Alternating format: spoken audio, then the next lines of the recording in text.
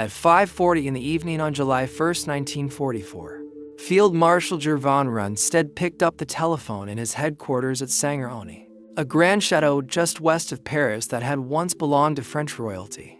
The evening light filtered through tall windows onto maps covered with red and blue markings, showing the disposition of forces across Normandy. On the other end of the line was Field Marshal Wilhelm Keitel, chief of the German Armed Forces High Command, calling from the Wolf's Lair, Hitler's fortified headquarters hidden in the forest of East Prussia over 1,000 miles away.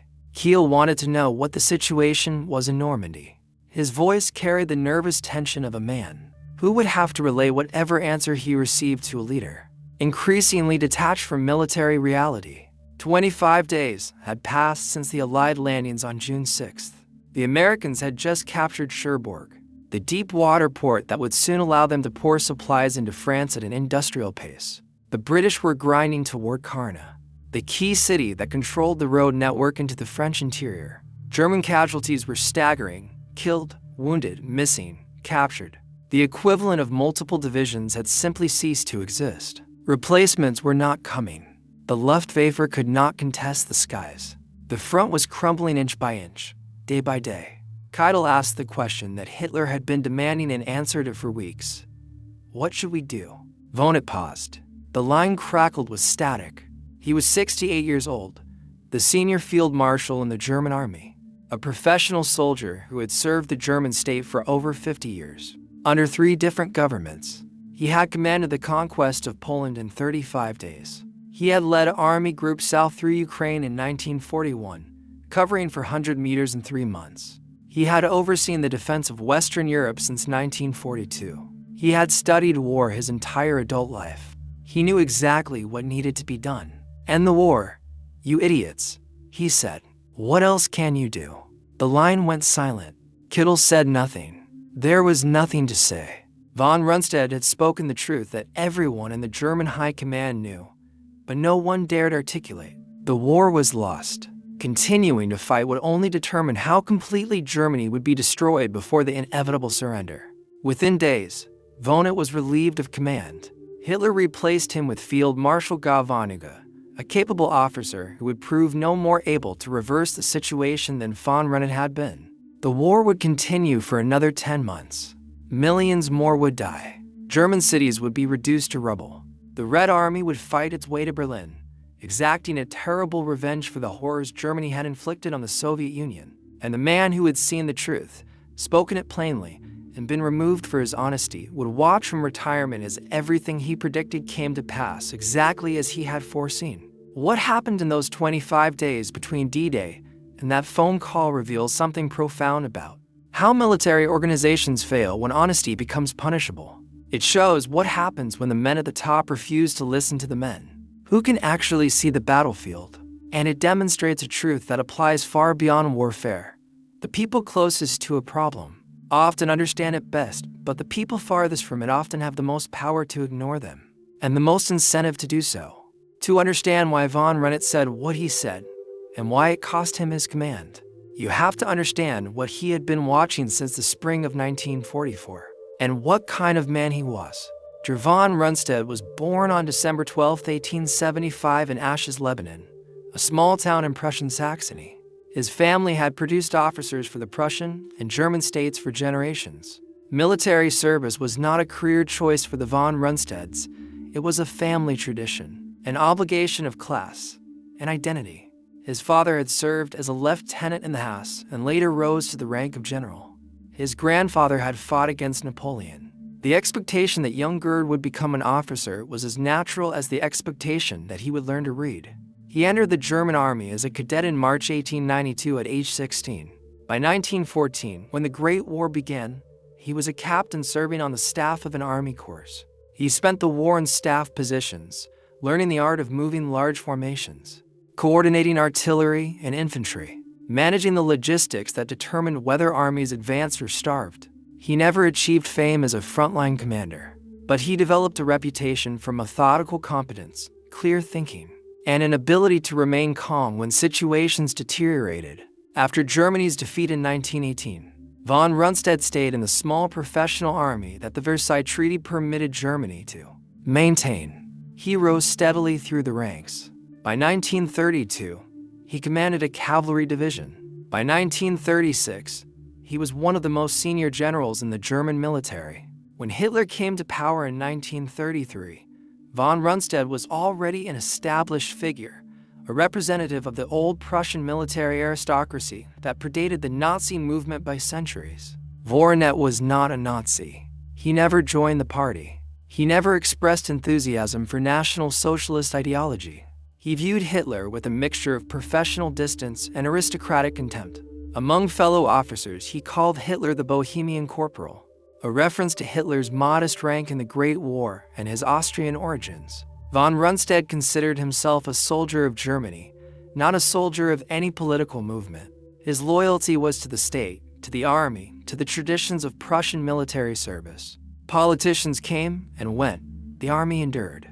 But von Rundstedt was also a man of his time and class, which meant he was willing to serve whoever controlled the German state, regardless of their methods or goals. When Hitler launched the war, von Rundstedt fought it. He did not question whether the war was just. He did not resign in protest when Germany invaded Poland, a country with which Germany had signed a non-aggression pact only months earlier. He simply did his job, and he was brilliant at it. His campaign in Poland in September 1939 was a masterpiece of combined arms warfare. He commanded Army Group South, driving from Silesia toward Warsaw with speed and precision.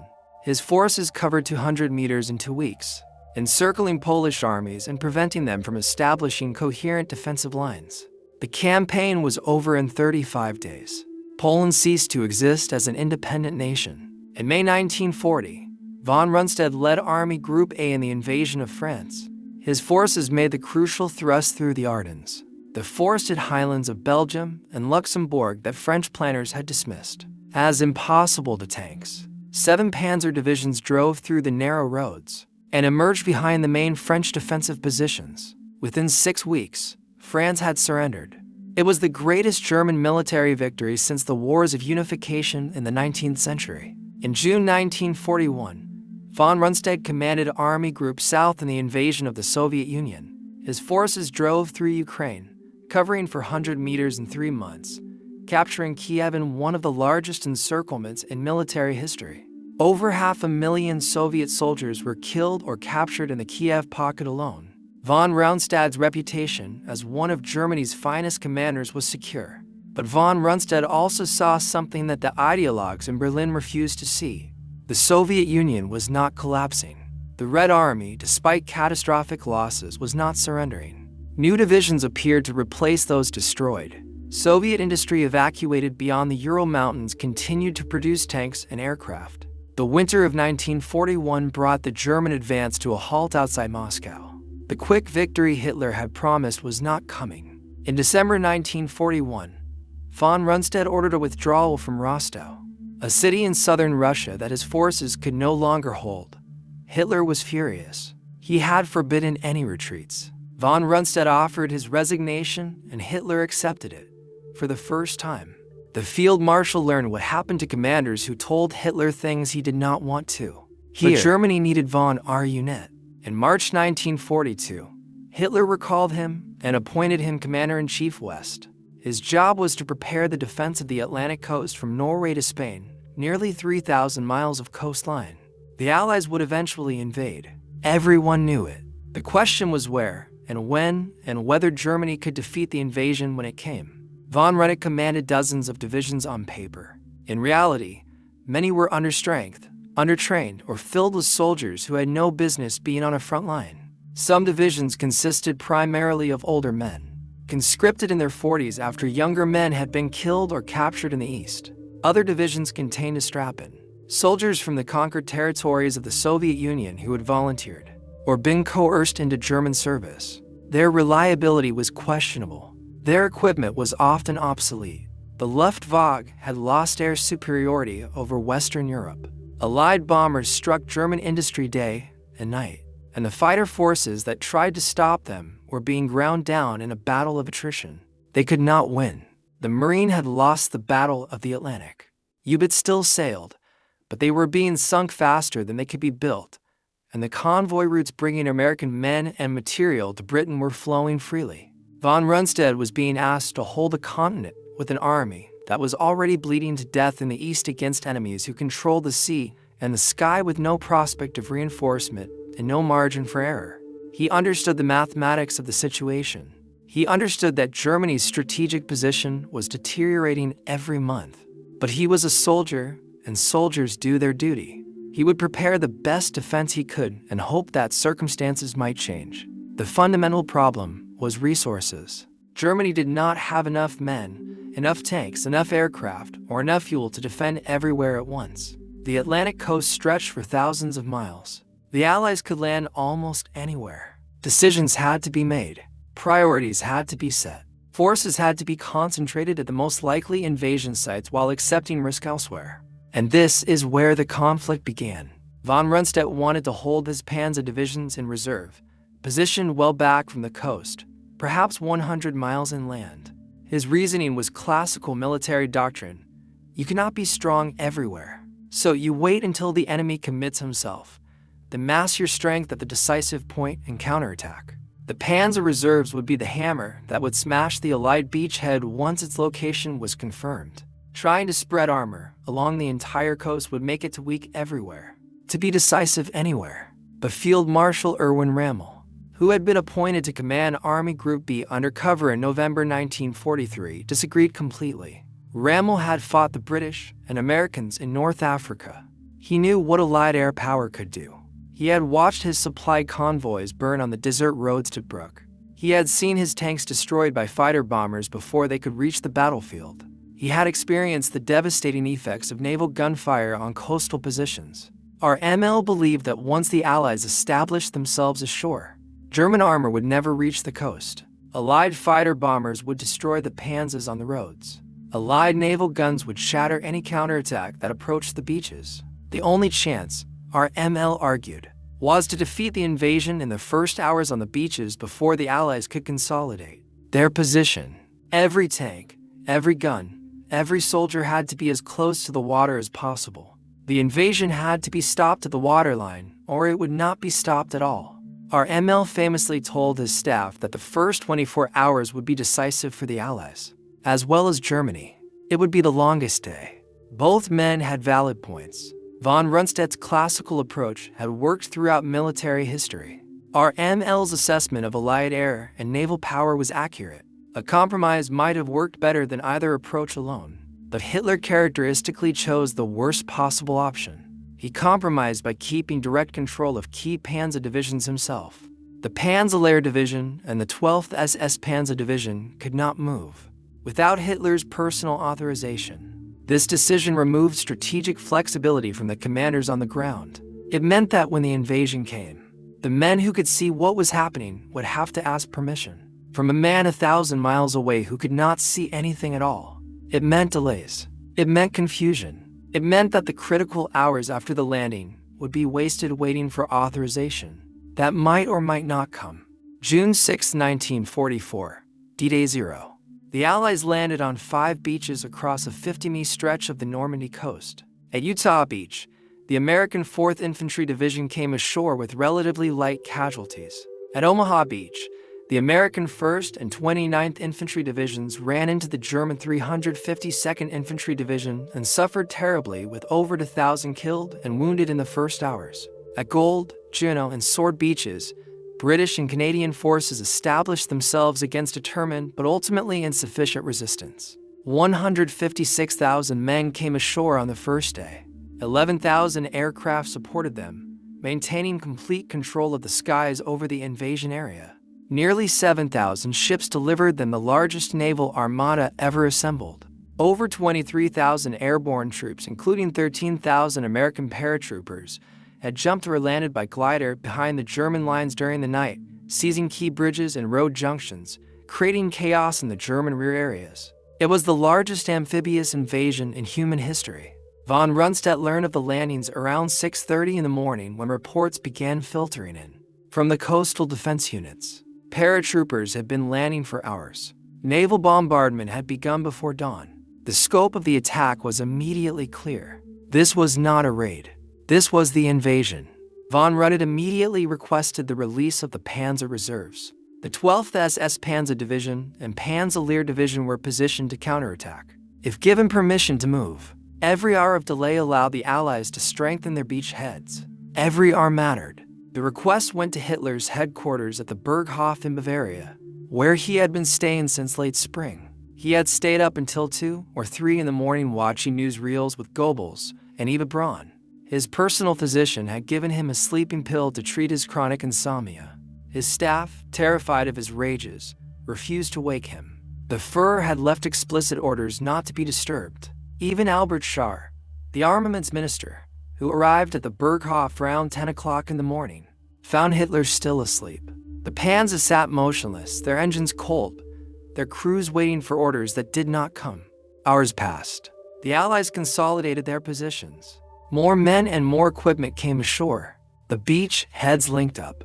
The window for a decisive counterattack began to close when Hitler finally woke around noon. He still hesitated.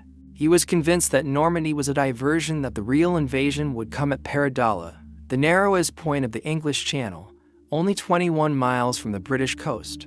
Allied deception operations, renamed Fortitude, had convinced German intelligence that a massive army group under General George Patton was waiting in southeast England to strike at Killala. The entire Normandy operation, Hitler believed, was designed to draw German reserves away from the real objective. Hitler refused to release the Panzer reserves until he was certain. He kept them in place, waiting for an attack on Killala that would never come. The deception was so effective that Hitler continued to believe in the Phantom Army. For weeks after D-Day, holding back forces that could have been committed in Normandy. By the time the Panzers finally received authorization to move in the late afternoon, around 4 o'clock in the afternoon, Allied aircraft were waiting.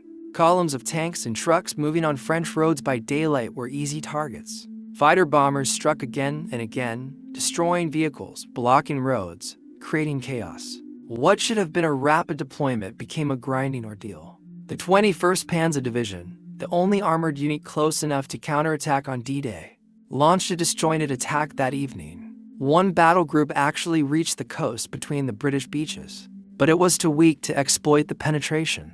By nightfall, it had withdrawn after losing 70 of its 124 tanks. The moment to throw the Allies back into the sea had passed. It would never return. Von Rundstedt watched this unfold with growing despair. Every hour that passed allowed the Allies to land more men, more tanks, more artillery. Every hour allowed them to strengthen defensive positions and bring forward additional supplies. Every hour reduced Germany's chances of victory, and there was nothing he could do about it. The decisions were being made in Bavaria by a man who had never commanded troops in battle, who refused to visit the front, who relied on colored pins on a map to understand situations that could only be grasped by seeing them firsthand. The first week after D-Day confirmed von Rundstedt's worst fears. The Allies were not going to be pushed back. They were establishing themselves, building up their forces, preparing to break out into the French interior. German counterattacks failed one after another. The 12th SS Panzer Division, when it finally arrived, launched attacks that caused heavy Allied casualties but failed to dislodge the beachhead. Panzer Division, one of Germany's best-equipped armored formations, was fed into the fighting piecemeal and began to suffer losses it could never replace. Reinforcements were delayed by Allied air attacks on French railways and bridges. The systematic destruction of the French rail network had been underway for months before D-Day. Now its effects were fully felt.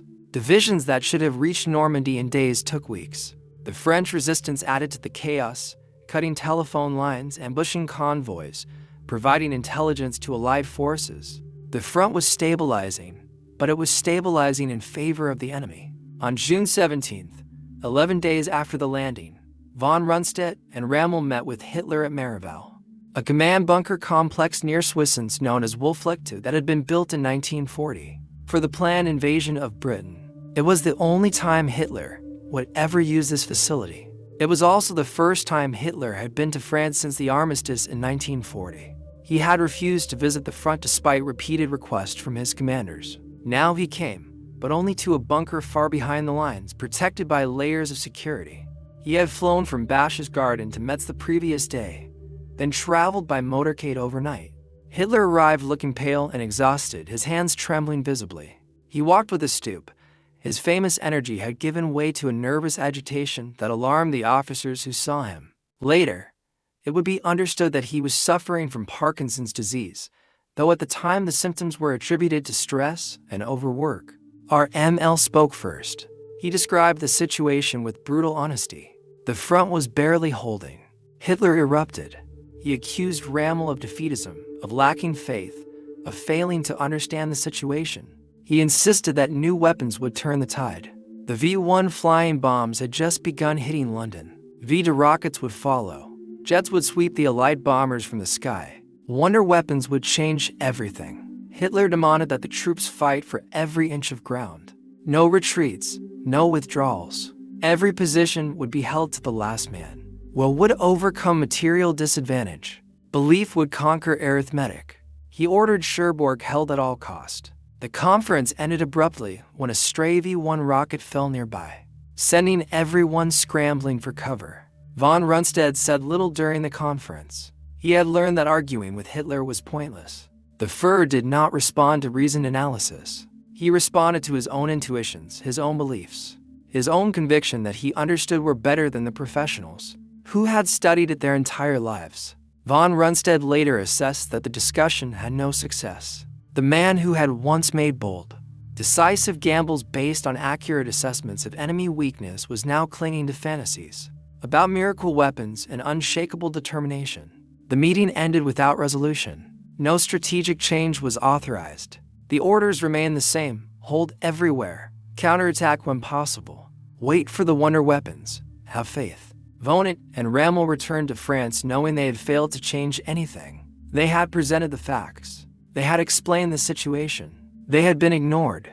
Both men now understood that the war would continue until Germany was utterly defeated, because the man in charge would not permit any other outcome. The situation deteriorated rapidly over the following days. On June 18th, American forces cut off the Fenton Peninsula, isolating the fortress of Cherbourg with its vital port facilities. Hitler ordered the garrison to hold on to the last man. They fought with determination, but determination could not stop American artillery and infantry. The city fell on June 26th and 27th. After desperate fighting, the garrison commander surrendered. The harbor fortifications held out until June 29th before finally capitulating. American engineers soon had the port partially operational. Within months, it would be handling 14,000 tons of supplies per day. Meanwhile, the British were grinding toward KHN, the key city that General Bernard Montgomery had hoped to capture on D-Day itself. 3 weeks after the landing, Caen was still in German hands, but the battle for it was consuming the German armored reserve at an unsustainable rate. Operation Epsom, launched on June 26th, pushed the British to within 2 miles of the city before being halted by desperate German resistance. But halting the British offensive cost Germany tanks and trained crews it could never replace. The Panzer divisions that von Rundstedt had wanted to hold for mobile operations were being ground down in static defensive fighting. Every day, dozens of tanks were destroyed by naval gunfire, by artillery, by fighter bombers, by Allied armor. Every day, veteran crews who had taken years to train were killed or wounded. The German army in the West was bleeding to death, holding ground that would eventually be lost. Anyway, von Rundstedt understood this. Rommel understood this. The commanders on the ground understood this. Only Hitler refused to understand. On June 29th, von Rundstedt and Rommel met with Hitler again, this time at the Berghof, his mountain retreat in the Bavarian Alps. They flew from France to Germany, a journey of several hours, leaving the crumbling front behind. The fact that the field marshals had to travel 1,000 miles to speak with their commander said everything about the dysfunction of German command arrangements. RML again laid out the situation in terms that could not be misunderstood. The front cannot hold indefinitely, he said. The troops are fighting bravely, but they cannot fight tanks with rifles. They cannot stop aircraft with machine guns. Every day we lose ground we cannot retake. The Allies grow stronger while we grow weaker. The only question is whether we lose the war slowly or quickly, whether we spend our entire army holding worthless territory or preserve it for defense. That might actually succeed. Hitler responded with familiar arguments. New divisions would arrive. Wonder weapons would devastate England. The alliance between the Western powers and the Soviet Union would collapse. from its internal contradictions. The Western democracies would lose their will to fight when casualties mounted. Germany only needed to hold on until the tide turned. Von Rundstedt finally spoke. He had listened to these arguments for months. He had watched them fail to correspond with reality for months. He was tired of polite professional discourse that changed nothing. The war in the West is lost, he said.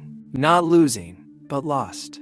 The question is not whether Germany will be defeated, but when and at what cost. Every day, the war continues. More German soldiers die for nothing. Every day brings more destruction to German cities. The only rational course is to seek an end to the fighting before Germany is utterly destroyed, before there is nothing left to save.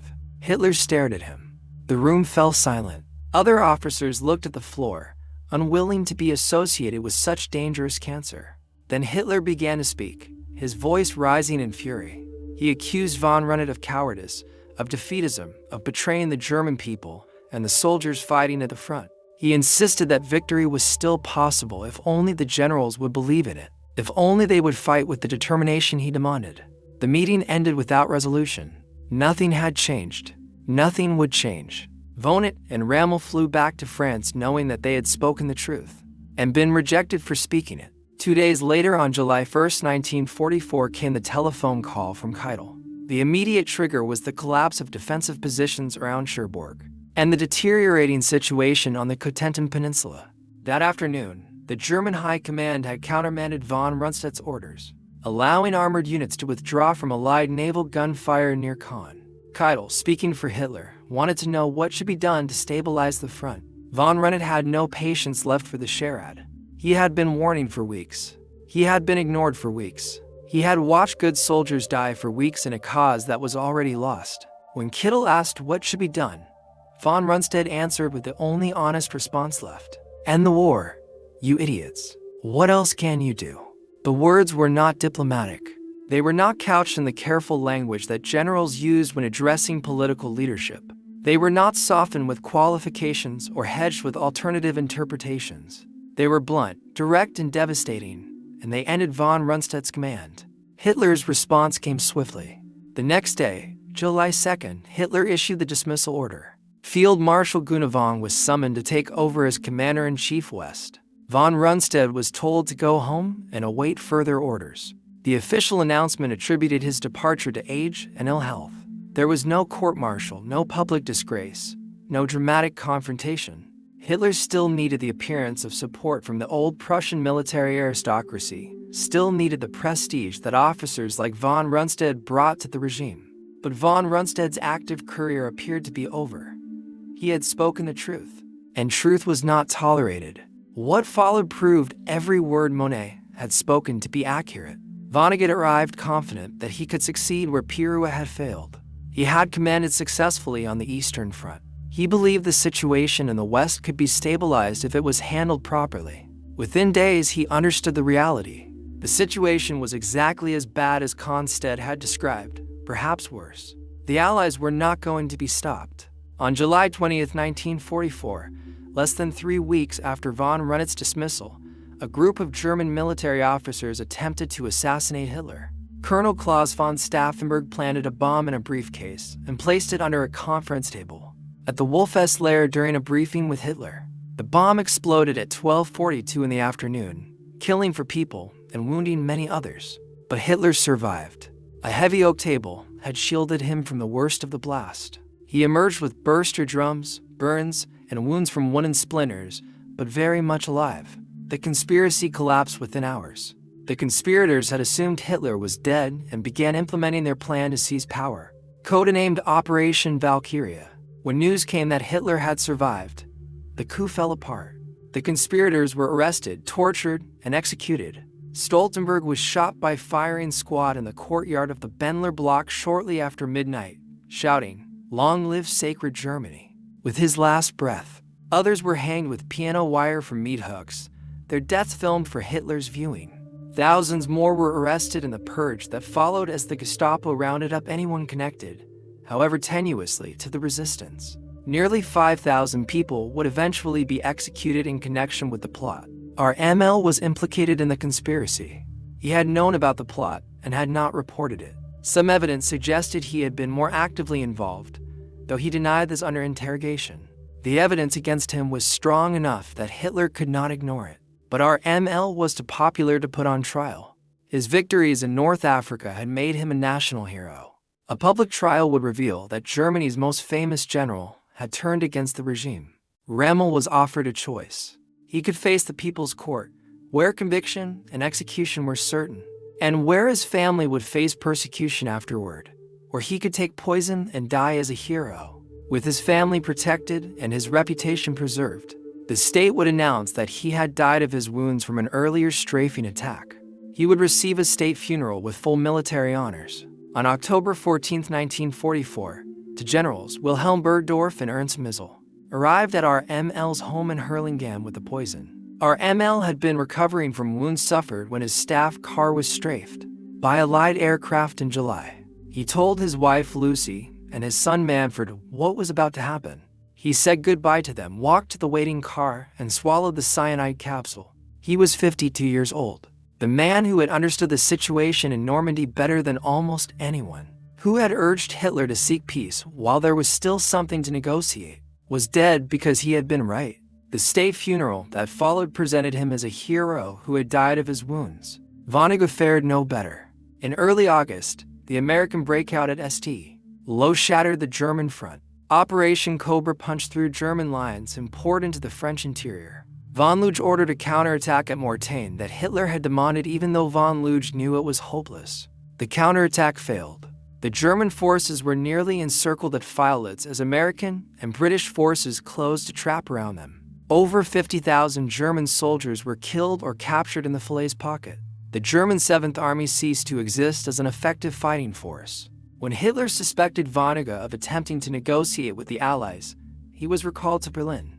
On August 19, 1944, on the road back to Germany near Metz, Vonnegut pulled his car to the side of the road and swallowed cyanide. He was 61 years old. He left a letter to Hitler urging him to show the greatness needed to end a hopeless struggle. The letter changed nothing. The pattern was unmistakable. Every senior commander who saw the truth and spoke it was destroyed. Hitler surrounded himself with men who told him what he wanted to hear, and he destroyed the men who told him what he needed to hear. The system punished honesty and rewarded delusion. It guaranteed its own failure. Meanwhile, the military situation collapsed exactly as Vonnegut had predicted. Paris fell on August 25, 1944, liberated by French forces with American support. By September, the Allies were at the German border. The Netherlands, Belgium, and most of France had been liberated. The Vade in the West had lost over 400,000 men since D-Day. The war that von Rundstedt had said was lost in July consumed another 8 months of fighting. The bombing campaign intensified. German cities burned. Dresden, Hamburg, Cologne, Berlin, and dozens of others were reduced to fields of rubble. Hundreds of thousands of civilians died. Industrial production collapsed. The transportation network disintegrated. Germany was being systematically destroyed, while its leadership insisted that victory was still possible. On the Eastern Front, the situation was even more catastrophic. Operation Bagration, launched by the Soviets on June 23, 1944, destroyed the German Army Group Center in a defeat even more devastating than Stalingrad. The Soviets advanced for 100 miles in 2 months, reaching the outskirts of Warsaw by August. By January 1945, they had reached the Oder River, less than 50 miles from Berlin. Millions died, soldier and civilian alike, in a war that continued only because one man refused to accept reality and surrounded himself with subordinates too afraid or too loyal to tell him the truth. And yet, remarkably, von Rundstedt's story was not over. In September 1944, with Germany facing invasion from both east and west, Hitler recalled von Rundstedt to command. The old field marshal was brought back to the very position he had been dismissed from, Commander-in-Chief West. Why? Because there was no one else. The competent generals were dead, imprisoned, disgraced, or exhausted. Hitler needed someone with prestige and experience to hold together a crumbling army, someone whose name still commanded respect among the officer corps. Von Rundstedt accepted. He was 69 years old, tired, and suffering from heart problems. He had no illusions about what he could accomplish. He told his staff that his job was to preside over a catastrophe, not to prevent one. The war was lost. Everyone except Hitler knew it. But Germany was still fighting, and soldiers were still dying, and someone had to give the orders even if those orders could not change the outcome. In December 1944, Hitler launched his last great offensive in the West. The attack through the Ardennes, which would become known as the Battle of the Bulge, was Hitler's plan, not Rundstedt's. The Field Marshal had opposed it from the beginning. He thought the forces allocated were insufficient for the objectives assigned. He thought the logistical situation made sustained offensive operations impossible. He thought the entire concept was strategically unsound, a gamble that could not succeed and would consume Germany's last reserves. The fuel did not exist to reach Antwerp, the stated objective. The Luftwaffe could not provide sustained air support. Even if the attack broke through, it could not be exploited or sustained. Von Rundstedt proposed a more limited attack, the small solution that might achieve local success without risking everything. Hitler rejected it. The attack would proceed as he had ordered. The offensive went forward on December 16, 1944, with approximately 30 divisions, the last significant operational reserves Germany possessed. It was a complete surprise. The Americans were caught unprepared, convinced that Germany no longer had the strength to attack. The front buckled. A bulge 50 miles deep formed in the American lines. Some units were overrun. Others fled in panic. For a few days, it seemed that Hitler's gamble might succeed, but Von Rundstedt was right about everything that mattered. The offensive ran out of fuel before it reached its objectives. German tanks stood motionless on roads, their fuel tanks empty. Easy targets for Allied aircraft once the weather cleared. American resistance at key points, particularly Bastogne, delayed the German advance and disrupted the timetable. When the skies cleared after Christmas, Allied air power returned with devastating effect. The bulge began to shrink. By late January 1945, the Germans were back where they had started, having lost approximately 100,000 casualties and 800 tanks that could never be replaced. The Ardennes offensive had accomplished nothing except to accelerate Germany's defeat by consuming resources that might have prolonged resistance by a few weeks. The Ardennes was the last gasp of German offensive capability. After it failed, there was nothing left but retreat, defense, and eventual surrender.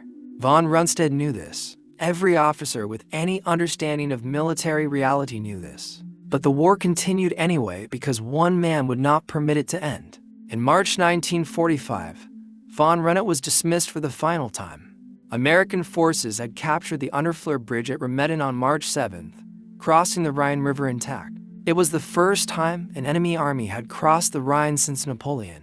Hitler needed someone to blame for the failure to destroy the bridge. Von Rundstedt had nothing to do with the decision, nothing to do with the demolition preparations, nothing to do with the failure, but he was the senior commander.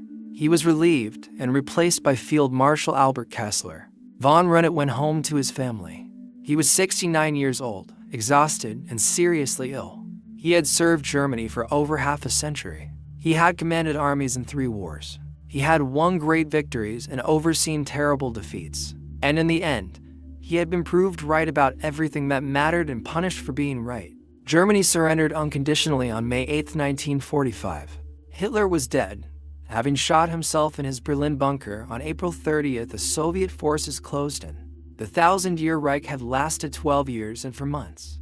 The war in Europe had killed approximately 40 million people, including 6 million Jews murdered in the Holocaust. Germany itself lay in ruins, divided between the victorious powers, its cities destroyed, its population homeless, its future uncertain.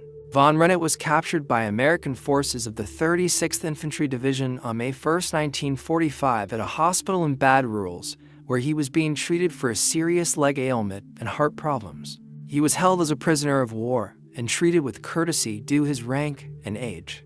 The Americans were uncertain what to do with him. He was clearly a senior commander who had served Hitler throughout the war, but he was also a traditional military officer who had apparently disagreed with many Nazi policies and had been dismissed twice for speaking too honestly. In January 1949, Von Rundstedt was charged with war crimes by the British. The primary accusations related to the treatment of prisoners of war and the execution of captured Allied commandos under Hitler's infamous Commando Order. which had directed that all commandos be shot immediately upon capture rather than treated as prisoners of war. Von Rundstedt had transmitted this order to units under his command. Allied commandos had been executed as a result. The trial never happened. Von Rundstedt's health deteriorated so severely that he could not appear in court. The British authorities eventually concluded that prosecuting a dying old man would serve no useful purpose. The charges were dropped. Von Rundstedt was released from custody in May 1949. Von Rundstedt spent his final years in retirement near Celle, a small town in Lower Saxony in the British occupation zone. He lived quietly with his wife, avoiding public attention, giving occasional interviews to military historians who sought his perspective on the war. He generally refused to discuss the Nazi period or his own role in it. When asked about Hitler, he was dismissive, but not apologetic. When asked about the war, he was analytical, but rarely reflective. He never wrote memoirs. He never published justifications for his actions. He never sought to explain himself to the public or to posterity. Whether this was due to ill health, to stoic reticence, or to an unwillingness to confront uncomfortable truths about his own complicity, no one can say for certain. Von Rundstedt died on February 24, 1953 at age 77. He was buried with military honors at Stücken Cemetery in Hanover. Over 2,000 mourners attended. His grave is marked by a simple stone bearing his name, rank, and dates. It says nothing about his service, his victories, his defeats, or his famous words to Kittel. The question that historians have debated ever since is what von Rundstedt's story tells us about moral responsibility in war and in organizations more generally. Some argue that von Rundstedt was just another general who served a criminal regime, that his aristocratic contempt for Hitler did not prevent him from serving faithfully, that his skill as a soldier enabled atrocities he never personally ordered but certainly facilitated. The war crimes he was charged with were real. The commando order he transmitted led to the deaths of captured Allied soldiers who should have been protected by the laws of war. The campaigns he commanded in Poland, France, and the Soviet Union killed millions. His professional excellence served a criminal regime. Others argue that von Rundstedt represented the tragedy of the professional soldier trapped in a criminal system, that he was not a true believer, but a craftsman who served the state without questioning the purposes of his service. His famous words to Kiel showed a man who understood the truth, but could not act on it except through speech. He was trapped. These interpreters suggest by his own conception of duty, by traditions of obedience that left no room for moral independence, by a lifetime of training that taught him to follow orders rather than to question them. Perhaps both interpretations contain elements of truth. Perhaps von Rundstedt was simultaneously a skilled professional, a passive enabler of evil, a clear-eyed realist, and a moral failure. Human beings contain contradictions. History does not offer simple categories that accommodate the full complexity of individual lives. What is clear is that Avnet saw what was happening more accurately than almost anyone in the German High Command. 25 days after D-Day, he understood that the war was lost beyond any reasonable hope of recovery. He understood that continuing to fight would only increase the destruction. He understood that the only rational course was to seek peace, while there was still something left to save. And he was right. Everything that happened afterward confirmed his judgment. The Battle of the Bulge was a futile waste of Germany's last reserves. The defense of the Rhine was a delaying action that bought nothing but time for more destruction. The final defense of Berlin was a bloodbath that served no military purpose whatsoever. Every day, the war continued after July 1st. 1944 was a day that cost German and Allied lives alike without changing the ultimate outcome by 1 degree. Von Rundstedt saw this clearly. He said so directly. The deeper lesson of his story is about how organizations fail when they punish truthtelling. Hitler's Germany was a system optimized for self-deception. Good news flowed upward through the chain of command. Bad news was filtered, softened, delayed, or blocked entirely. Officers who reported honestly on unfavorable situations were accused of defeatism and replaced by officers who reported what the leadership wanted to hear. The result was a command structure that grew progressively more disconnected from reality, making decisions based on fantasies rather than facts. This pattern appears repeatedly throughout history and throughout human organizations. Corporations that punish managers for honest assessments of problems. Governments that promote officials who agree with established policy. and marginalize those who question it. Militaries that silence officers who challenge accepted doctrine. In every case, the short-term comfort of conformity creates long-term catastrophe when reality finally imposes itself. The people at the top of such organizations make decisions based on information that has been optimized for their psychological comfort rather than for accuracy. They come to believe their own propaganda because everyone around them confirms it. And by the time they realize the truth, when reality becomes impossible to deny, it is too late to change course. The damage has been done. The opportunity for correction has passed. Von Rundstedt's words, "and the war, you idiots," were not merely an assessment of Germany's military situation in July 1944. They were an indictment of a system that had made honest assessment impossible. They were a statement that the men in charge had lost the ability to see what anyone with functioning eyes could see. They were a cry of frustration from a professional who had spent his entire life mastering a demanding craft only to watch that craft destroyed by amateurs who believed that what could substitute for reality and faith could overcome arithmetic.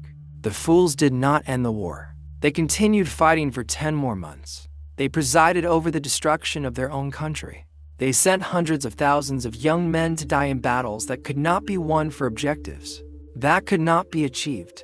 And when it was finally over, when the ruins were still smoking and the dead were still being counted, the survivors asked how it had happened. How a nation of educated people have followed a madman to complete destruction. Part of the answer is that the people who knew the truth, the people who could see clearly, the people who dared to speak honestly were systematically removed. They were dismissed, arrested, executed, or driven to suicide. And the people who replaced them told comfortable lies until there was nothing left to lie about.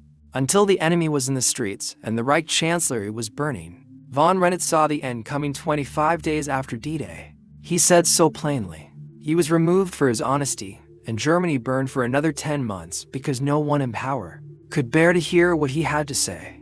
If you found this story as compelling as we did, please take a moment to like this video. It helps us share more forgotten moments from the Second World War with a wider audience. Subscribe to stay connected with these untold histories. Each story matters. Each story deserves to be remembered, and we would love to hear from you. Leave a comment below telling us where you are watching from. Our community spans continents and generations. From veterans to history enthusiasts, from students to scholars, you are part of something meaningful here. Thank you for watching, and thank you for keeping these stories